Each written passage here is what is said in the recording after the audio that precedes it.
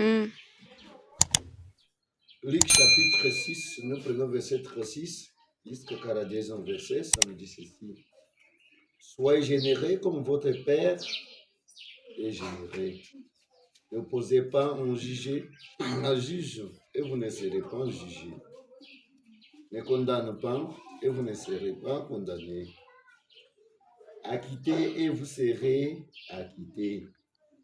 Donnez et on vous donnera. C'est une bonne mesure, tensée, secouée, débordante, qu'on vous versera dans les pas de votre vêtement. Car c'est la mesure où vous servez qui servira aussi de mesure pour vous. Il leur dit aussi une parabole. Un aveugle peut-il guider un aveugle? Ne tomberont-ils pas tous les deux dans un trou? Le disciple n'est pas au-dessus de son maître, mais tout disciple bien formé sera comme son maître. Qu'as-tu à regarder la paille qui est dans l'œil de ton frère et la poutre qui est dans ton œil? À toi, tu ne la remarques pas. Comment peux-tu dire à ton frère, on t'a et j'ôte la paille qui est dans ton œil, toi qui ne vois pas la poutre qui est dans les pieds? Homme, au jugement perverti, ôte d'abord la poutre de ton œil, et alors tu verras clair pour ôter la paille qui est dans l'œil de ton frère. Merci pour le Seigneur, parce que notre Dieu, il est omnipotent et omniscient. Aujourd'hui, nous continuons avec notre nourriture quotidienne. Jésus nous enseigne ici deux choses. L'amour du prochain. Notre thème de jour, c'est l'amour du prochain. Et deuxième, c'est ne pas juger les autres. C'est ce qui est très important. La parole de Dieu dit ceci. Soyez comme votre Père est généreux. Notre Père, c'est qui? Dans la Sainte Trinité, nous trouvons Père, Fils et Saint-Esprit. On appelle Père parce que nous avons crié à Jésus-Christ. Tu ne peux pas appeler Père si tu n'as pas encore crié à Jésus-Christ. N'oubliez jamais cela. Si tu as crié à Jésus-Christ, Jésus te donne le pouvoir de devenir enfant de Dieu. Parce que nous avons seulement un enfant de Dieu qui est Jésus-Christ. Nous avons trois à Jésus-Christ pour appeler à ton Père. Jésus appelait toujours Dieu Père. Il appelait son Père. Alors, il nous a appris d'appeler aussi Père. Si tu n'es pas à Jésus-Christ, tu ne peux pas appeler Père. C'est très difficile, même être un adorateur. Tu dois croire à Jésus-Christ, tu dois quitter de ce que tu es et tu comprendras à dire Père. Alors, soyez généreux comme votre Père est généreux. C'est la première chose. Est-ce que moi je suis généreux? Être généreux, c'est-à-dire de donner tout ce que nous avons pour les autres, de sacrifier notre vie pour les autres. C'est ça être généreux. Est-ce que moi je suis généreux ou bien non? C'est là où chacun doit se poser la question. Si tu n'es pas généreux, les temps est arrivé. Parce que la parole dit soyez généreux. Soyez miséricordieux. Ouais. Généreux marche avec la miséricorde. C'est-à-dire que tu dois être quelqu'un qui pardonne. Là où Matthieu a parlé aussi d'être parfait. Si vous allez trouver Matthieu, vous allez trouver à parler d'être parfait. Être parfait, c'est aussi être généreux. La générosité, c'est très important. Ça entre aussi dans la miséricorde. Être miséricorde. C'est une expression, bien comme dans l'Ancien Testament, vous allez trouver même à Exode chapitre 4, verset 6, et même à Deutéronome 4, verset 31. Vous allez trouver cela. Les termes correspondent bien à la perspective théologique de Luc, qui écrit un évangile de la miséricorde. C'est le Luc qui possède la femme est mate et pardonne. Nous devons pardonner aussi. Là, vous allez trouver. Nous devons pardonner. La brebis est la pièce de mon bonnet perdu. Alors, dans cette partie, vous allez trouver que deuxième rang nous parle de de ne pas juger, pour que vous ne soyez pas jugés. Être généreux, être miséricordieux, être parfait. Très important. Nous devons comprendre ça.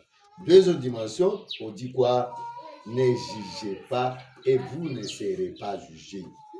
Vous allez trouver cela à partir de 37 à 38. Ne vous posez pas un juge. Ne t'aimez pas juger les autres. Il faut te voir d'abord comment ton comportement. Tu parles mal de quelqu'un. Est-ce que tu connais si la personne a quelle relation avec son Dieu? Ça aussi, tu ne connais pas. Mais tu te mets seulement à juger quelqu'un. Nous devons quitter de ce système qui ne correspond pas à quelqu'un qui écrit Jésus-Christ. Ne vous posez pas un juge. Tu n'es pas juge de quelqu'un. Pour toi, il suffit seulement de prier pour quelqu'un. S'il se comporte mal, ce n'est pas ton travail. Mais tu peux l'aider quand même. Avant que tu puisses l'aider, croyez d'abord la puissance de la résurrection. Et Jésus a dit clairement, non? Si tu voulais aider quelqu'un, toi d'abord il faut changer. Si tu n'as pas encore changé, comment tu peux aider quelqu'un? Comme on dit, ne vous posez pas à juger. Ne condamne pas. Vous ne serez même pas condamné. Vous devez quitter ça. Jésus n'interdit pas d'apprécier certaines choses et du CP. Et si le droit exclusif de Dieu, qui est celle peut juger, comme il convient, même en Somme, vous avez trouvé Somme 50 de ceci, nous parle de ça. Voici, Somme 50 à Somme 6. Le tournure passif de ces phases renvoie à Dieu. C'est Dieu qui jugera ceux qui jugent les autres. Soit si tu te mets à juger les autres, Dieu doit te faire juger un jour. Pour cette raison, nous devons quitter le jugement. C'est très important, mes frères et sœurs. Alors, est-ce que toi et moi, nous ne jugeons pas les autres? Est-ce qu'on ne parle pas mal des autres? C'est ça, là où chacun doit se poser la question. Aujourd'hui, il faut quitter de ça. Lorsque vous continuez à juger, mes frères et sœurs, c'est déjà un problème pour vous. On a dit, donnez et on vous donnera. Il faut avoir un cœur de donner à tout le monde, de tout le monde. C'est très important. Donner à tout le monde ce que vous avez. C'est là, le moment là que le Seigneur va vous bénir. Vous qui ne donnez rien, quand est-ce que Dieu va vous bénir? Quand est-ce que Dieu va vous donner ce qu'il a donné? Toi qui n'as même pas donné, quel jour vous serez béni? Pose-toi la question. Est-ce que toi tu donnes les choses? Tu donnes tes choses. Comme toi tu n'as pas donné, on ne peut pas te donner, on ne peut pas te bénir. Tu demandes à toi, Seigneur, bénis-moi, mais tu ne donnes rien. Lorsque vous donnez beaucoup, Dieu va vous bénir aussi beaucoup. Si vous donnez très peu, il va vous bénir aussi très peu. C'est ce que vous devez connaître. Alors, débordante qu'on vous versera dans les pans de votre vêtement. Car c'est la mesure dont vous vous servez qui servira aussi de mesure pour vous. Il est dit aussi à une parabole de Jésus, dit, est-ce qu'un aveugle peut conduire un aveugle? Tous doivent tomber dans ce trou. Est-ce que tu n'es pas aveugle? C'est-à-dire, si on parle de l'aveugle, un aveugle ou pas d'un aveugle, c'est quoi? C'est quelqu'un qui n'a pas encore crié à la puissance de Dieu. Quelqu'un qui n'a pas encore changé. Changer d'abord. Il faut changer. Là que tu dois aider tout le monde. Toi qui vis dans les mains, tu dis, oh, Kito, laissez de voler. Toi qui voles, comment tu dois aider quelqu'un? Ne faites pas tel péché, c'est toi qui es derrière ce péché. Comment tu peux aider quelqu'un?